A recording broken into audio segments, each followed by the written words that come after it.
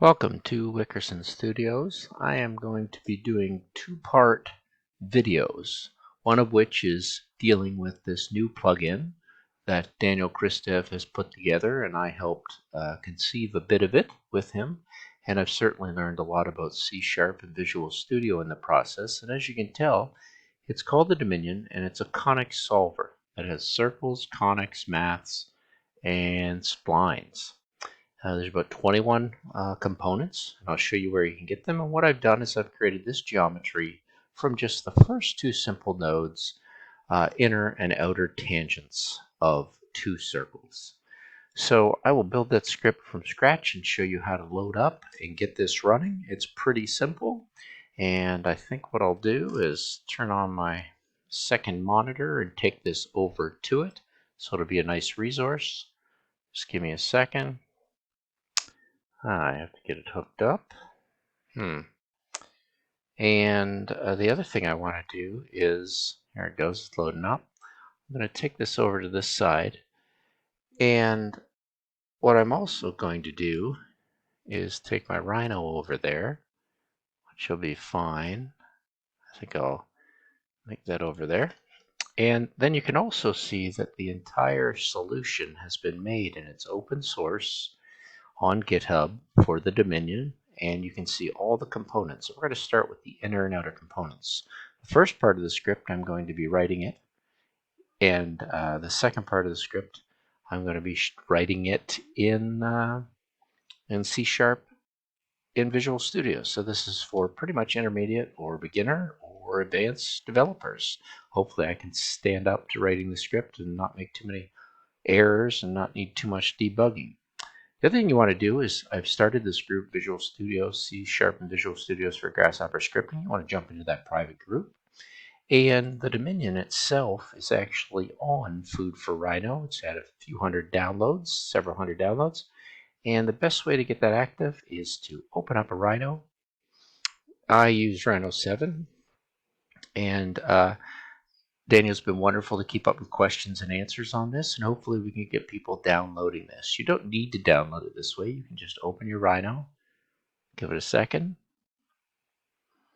and these videos are going to be a little longer finally, and hope some people find some interest, and I can find somebody to partner with doing some live meetings. I know Sujay's interested in that. So what you can do is you can go into Package Manager, and you can scroll down to the Dominion, which just means it's over and under the T, not under D, which makes it a little hard to find. But if you scroll down here and wait for it, should be all right. The Dominion, and if it doesn't come up under T, there it is, the Dominion. You can download it right there. I've actually have it on my computer from the GitHub directly. You can also get this off GitHub, but this is the best place to have it just loaded up. I'm not going to load it up, but once it's loaded up, you'll be able to open Grasshopper, and we'll open another copy of it, and I'll show you how I basically scripted this one to build this interesting geometry. It's not too hard, and I'll just build it with you from scratch. I'm not one to do tutorials like this, but I think why not? And we'll walk you through how it happens. So that should load up fairly soon. And we'll just slam this off to the side. The first part of the script will be dealing with the Rhino environment and the Grasshopper canvas. And what I like to do is get my scripts kind of set like this. I've got a few plugins. I've got a lot of stuff that I'm doing in my own development. And you want to grab the Dominion and you'll see all of these. And the two components we're going to be using are the circle from inner tangents. I would recommend getting your bifocals plugin if you don't have it. And the other one we're going to be dealing with is the outer tangents. And that's how I kind of build scripts. So I put these two here. I say, well, let's activate these and see what happens. So starting this script, what I would end up doing is probably beginning with, on this side of the nodes to activate them because they need circles, is I would probably go into curves and generate circles. I'll need one circle and I'll need another circle. And just to keep things interesting and keep them in different positions, I'm going to throw the radius through, something I like to do quite a bit. I'll just stretch this out so we can see it. Sequence, we will use a range component. and the range will step in to the radius. And I will do that again down here to step this range into this as well. And the only thing I'll change that could be interesting, this is why I work backwards in scripts a lot of times, is with the range you'll need a math domain to plug in. And you'll want to do that for each one. Plug in that one. And what I'm going to do is hard code so we don't have something with 0 radius. I'm going to hard code in a 1 for the low end of the domain. I'm going to put in something that ranges between 0 and 10 for the end of the domain, but the beginning of the next domain, and then I'm going to hard code in probably something like 20 for this one. So that ends that domain. Now we have a circle. We have a circle, but they're looking, you can see how they're kind of relating to one another as they go. The one thing I want to do is I want to take this circle and I want to make sure I use the simplest transform of a move. And I'm going to move that geometry off to the side, but I'm going to do that in an X direction, X vector, and I'm going to move that by a multiplication, coming backwards a little bit. I'm going to multiply by and hard code in 2. I take my 20 value, plug it into my math and into my factor, and I'm able to have this geometry over here. So it just touches on the side of what was the initial geometry. It's not really that necessary, but you'll see what ends up happening here. This geometry before I actually want to throw it up into the tangents between the circles, is I do want to move it one more time. This is kind of clumsy code, but it's nice to follow. And I want to move that in the Z direction. But with that, I actually want to pull another range out of that, and I want to use the domain directly out of that result. And the steps, I'll probably set it to something small like 5, and I'll set the steps the same on everything else that has steps. And you can see how those circles end up being the other circles to play against these circles. And they're the units that the only thing I want to do with these is to jazz them up a bit. Is I don't use random. I actually like jitter a lot. It's not so hard. It's pretty basic scripting. You can see how you can jitter those and change them. And then I basically want to hook those into these are the first circles, these are the second circles for the inner ones, these are the first circles, these are the second circles, and you get these nice kind of strange patterns between the circles, and that's what's the basis of this geometry. You're pretty much half done at this point.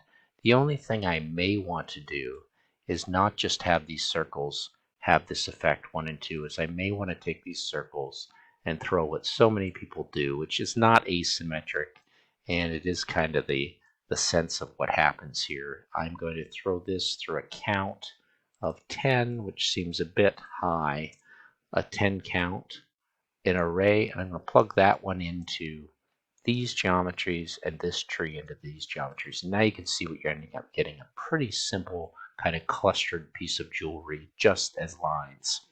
And what you're going to want to do is you're going to want to weave this data between itself, and I'm going to take as an example these as the first stream and these as the second stream as a weave, and from that weave I'm going to generate a loft, which I thought, it's not an object, but it provides a bit of a canopy. And I'll probably take my loft options and set the loft options to, oh, come on, it's that darn window of Screen-O-Matic. Let's just close that loft. Oh, come on. Let's try and close that loft off. There we go. And we've got our first geometry on the inside, which is actually a pretty nice piece of loop geometry. And that's from circle tangents, and that's the effect of using the outer tangents. What I'm going to do to the middle tangent is I like to maintain my tree structure and use entwine instead of a merge. And I'm going to take my inner tangents, and I'm going to take my inner tangents as well. I'm going to bring in my initial geometries here as well. I'm going to probably upsize this to 3. And the last data I want is going back to the base circles, which are these, but in rotation. And the only thing I have here is, let me think about this, those ones as geometry I thought I had them loop through, but I guess not. I'm a little interested in why I did that. No, those are fine. Let me just think about this for a second. Geometry. That geometry does go through the polar array number 2. And 3, the last data. Maybe it was the initial ones. These ones, and these circles.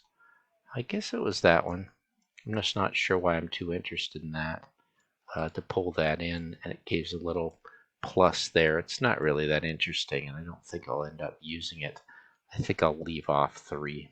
I don't think I'll use that geometry. I had it in my other version, but it doesn't make much sense to have it as a polar array off to the side. So let's just get rid of this so we clean up our data structure. We've got 3 things to actually do something with, and we've already got a loft on there.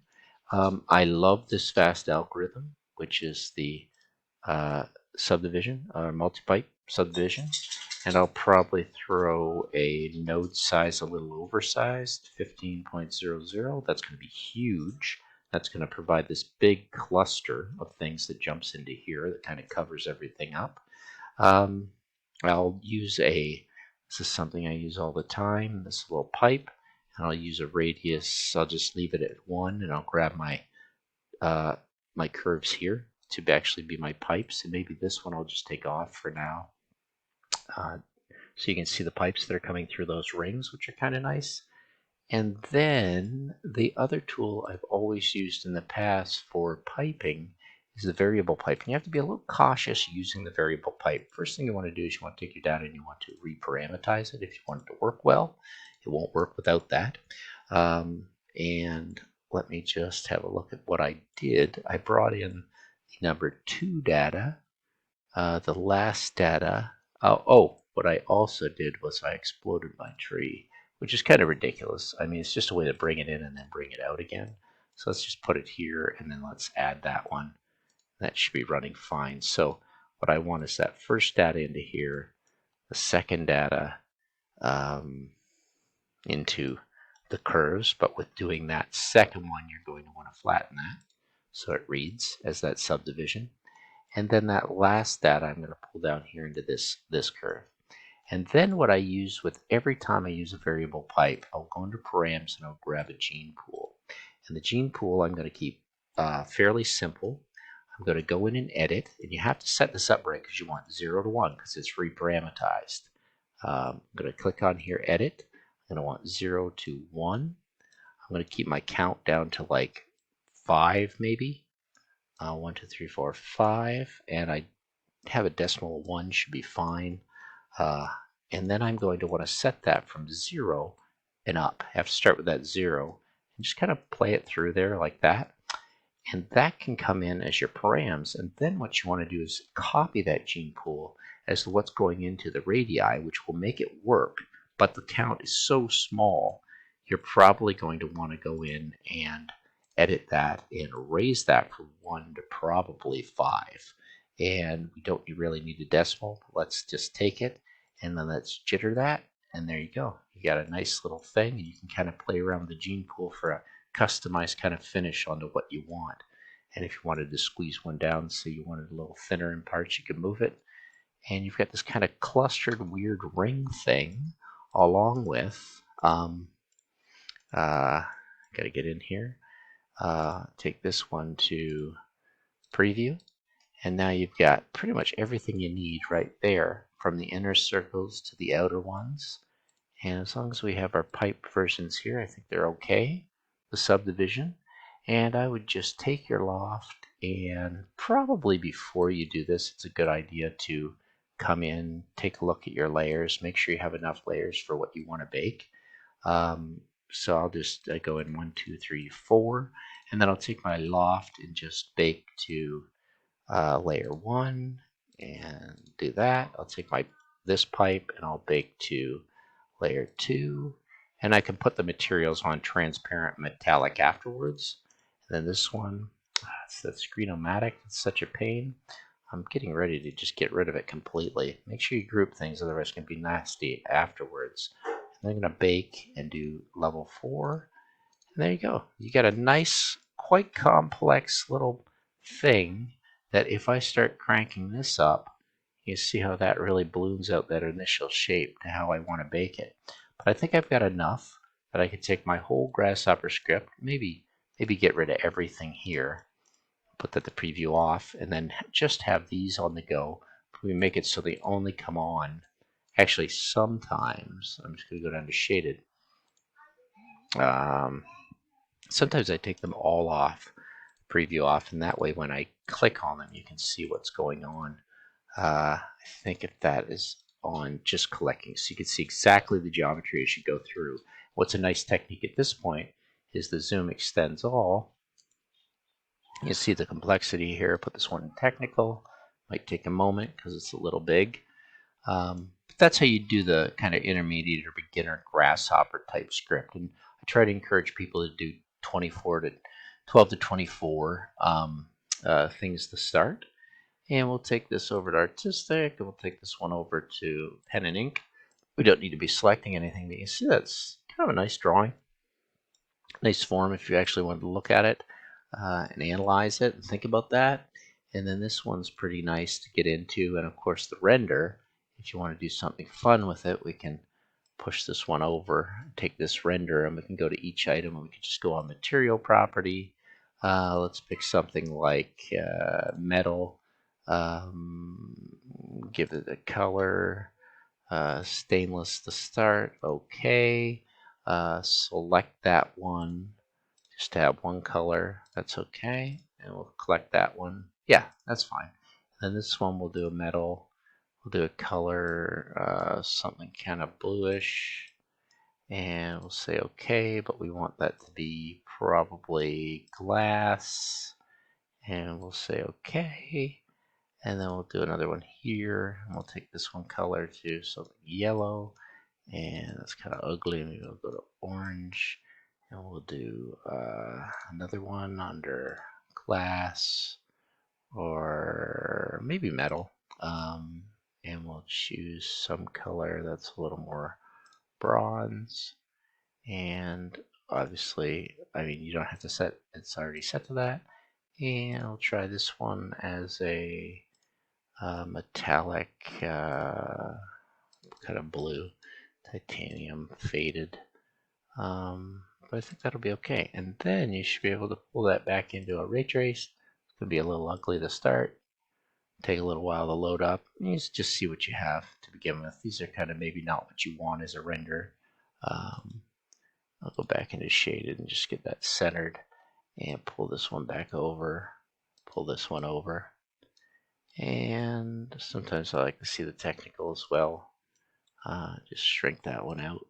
We have a lot of doubles, or I didn't group that one when I baked it, so that kind of stinks. We'll just do a ray trace. And that's the script, and that's a little bit of geometry, and really the whole essence is like what to do with these two components on a circle. And we will get into these conics, which are really wonderful, and you can be as creative as you want with these really beautiful and efficient nodes. We'll go into the maths, then analyze, and a spline at the end, natural cubic spline. But these ones are really going to get us thinking ellipses, parabolas, hyperbola, and hyperbolae, and circles. Well, no, I guess we'll just stay with the ellipsis and hyperbola and parabolas. But I love this stuff, and Daniel Christev loves this stuff, and hopefully for those wanting to know a little bit more about it, that's a way to begin.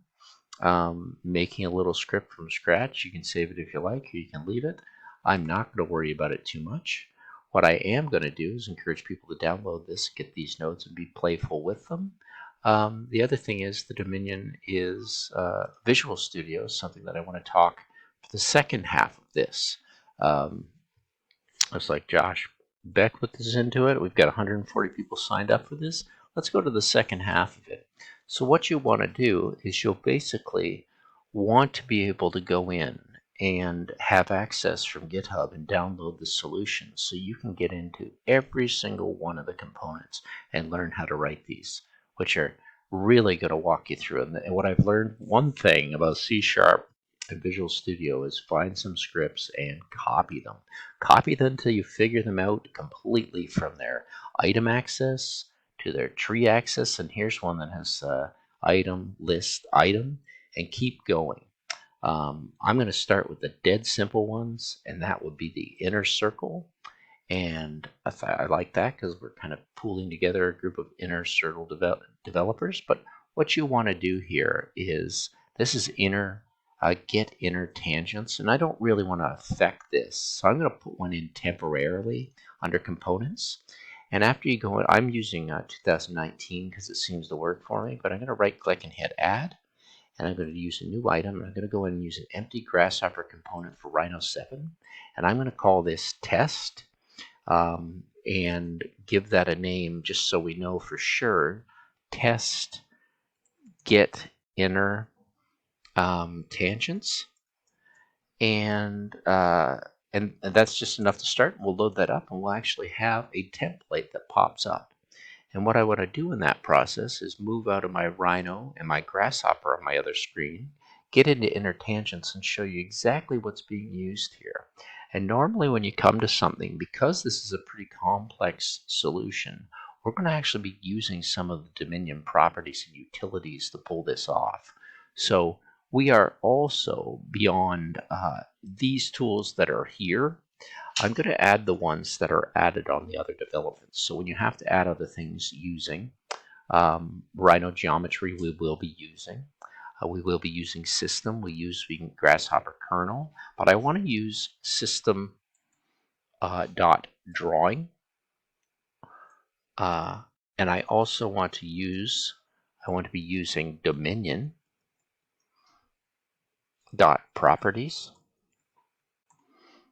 and I want to be using Dominion. And I like the way everything auto-completes. I'm getting very accustomed to that. If you haven't been using like Visual Studio, I don't know what you've been doing. But there we go, using Dominion utilities. And then when we come down, there's really nice notes. And even though we're not looking at the comments here, I'm going to leave those out, and I'm not going to go in and customize anything. I wanted to get back to what exactly we're doing. So nice here that you've got inner tangents. Wouldn't it be nice to call this node inner tangents? It may cause a problem because it has the same name as others. So I just have to be careful to have test on most of these, but let's write the script and we'll run the other one. That way, if I have a couple of little bugs in this, you can kind of catch that. I like this little one called inner tan, and this is me learning from copying exactly how Christev was thinking of these, writing a pretty thorough description, computes the inner tangents between two circles. And the other thing is, I want a subcategory. Obviously, the Dominion is the plugin that I want to be using, and the subcategories will be circles. And then you're going to go down and you have to think about the node that you actually want to use. And the node has two inputs, has two outputs. And the way that that's actually data accessed, I'll show you exactly how by getting and setting that's done. So let's jump back into here. I just loaded up the, ignore. I have to make sure I'm using my one that I'm actually building. Every time you start something like this, you will have to go to the P Manager, and you can click through that and hit, and you have to choose what you need. And because we're adding a circle, you'll see how it auto completes. You're going to want to name that with a bigger name, circle 1. You're going to want to give it a short name, circle 1. Oh, not exclamation mark, circle 1. You're going to want to give it the first circle. Is a great name. Thank you, Daniel. And I'm following his lead completely. And then you want a GH parameter access item, because we only want one circle. The other thing we're going to need is the other one. And at this point, you might want to go in, do a quick copy, which I don't recommend for starters because I make my errors doing this. And also you have to find little fingers to get this done. But you can see how it's pretty close. So I can pretty much get away with that. Now you're going to want to come down to the outputs and do the same thing. You have to think about what's being dragged out of this object and what it's named. And if you do this right and you do this consistently, you'll have really nice plugins. So P Manager, add line is a tangent, so I'm going to want to add that on the way out. We will call that tangent 1, and we will call the short name T1, and we will say we call it the first tangent. I love that he capitalizes like a German. all these wonderful nouns and verbs. And GH param access is going to output an item as well. And we will be doing that same for the next one. So I'm just going to do, and I'm not too savvy and quick on this, so just bear with me. I'm going to take the next one and I'm going to output it. I'm going to have this be tangent 2 and tangent 2 and the second tangent. And there we go. We're ready to actually write the algorithm that comes into here. Now, the first thing you have to do is go get the things you need for the algorithm, and you need to set them with a get data. So what am I going to need for this? I'm going to have to create a circle. I'm going to give that variable name, the name circle1, and I'm going to set that to circle.unset.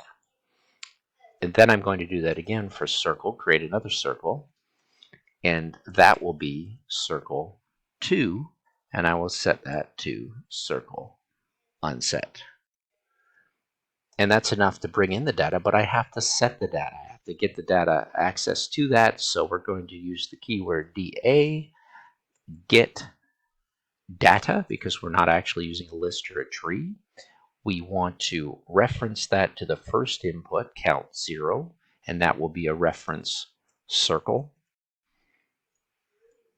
And then we do the same for, you can see, and then here's my problem, is I spelled, what did I do wrong here? I cannot just reference any circle, I have to reference circle 1. And then I have to do that again for, if I type something wrong here, circle, name, circle 1, circle 2, and I cannot capitalize it. So that's an issue. So you learn how to debug, and it does take time, and believe me, I'm still learning it. I'm fairly new to C#. After some Python work, I'm going to reference the next one as circle 2, and that should get me going. There we go. I've got that set, and I can write the algorithm now. Now here's a technique to write the variable of the tangents. Is tangents, I've learned this from Jose Luis, and I really like it, is if I set that to something like in the solve instance, this is a pretty fast script, it's not too hard to wrap your head around. If I set that to circle math, which is something in use, and getting inner tangents, which is a function, which is amazing because it's written to you, and I do circle 1 and I do circle 2, you can see that that variable, if I right click on it, I can go to quick actions for hang on. If I go to variable, yeah, select it and right click, I should be able to, how did this work before? Extract method, that's a private static, new method, extract location, it is going to tell me it needs a line array. And so you can always choose that. And I like that because you can come here and you can say, okay, I want to use that to be a little more specific. And if I hit enter, what happened? Let me try that again. This is something I'm trying to practice a little bit. Quick actions, explicit use, so line, square, bracket. I'm going to try putting that in, and it didn't work, so I'm just going to try line and square brackets, and I should be good to go instead of having to use a variable. So I want to get in the habit of doing that. I'm not sure why I had a little difficulty on that, but once that's done, that is the script, and that's how easy this can be, except it does start getting a little complex. You're going to want to set your data, and you don't need a list or a tree, and you will reference the outputs in counting from 0 and up to the tangents, and you'll want to grab the first tangent count of 0 in that array, and that should be enough to get us started. And then the data out, I'm going to do set data again, and I'm going to label that as count of the second output and tangents, and I'm going to want to have the second set of tangents, and that's it. The second item on the list. Now that should be it. That's a wonderful way to do it. And all you have to do is build that and then send it out to play. And if you've linked your files, it should be fine to open up right into Grasshopper when you're there.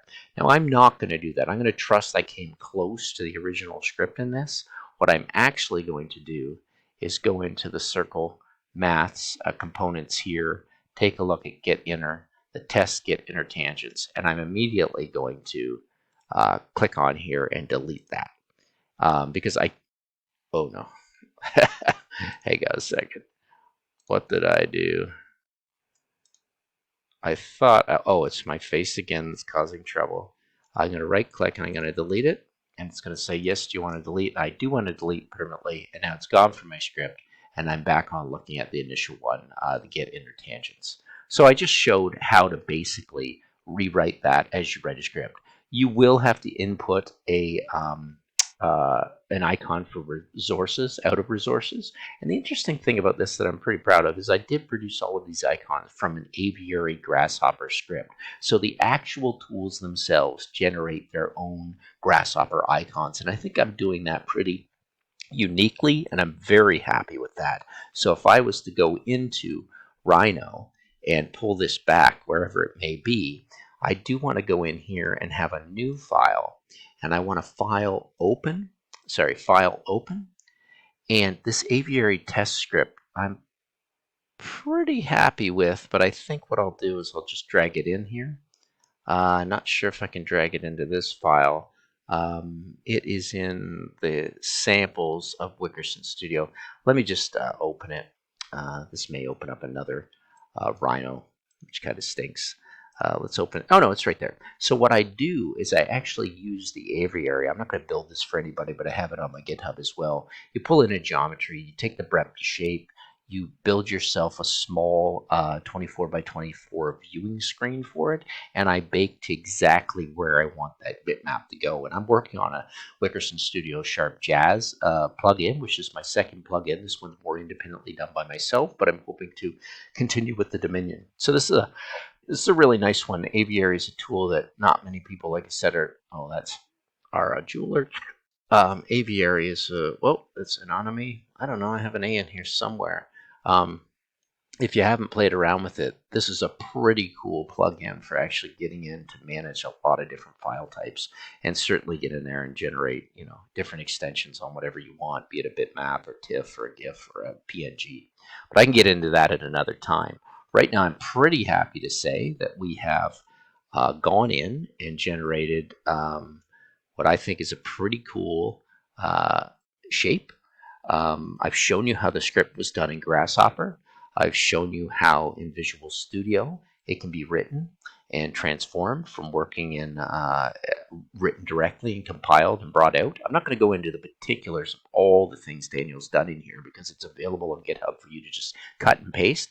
But I would recommend, if you want to learn, open up some of these and we'll go into Circle Math, we'll go into Components. Sorry, we don't need to go into there. We go into Outer Components. And we will take this next one and we will write the next one exactly the same way as we wrote the first one.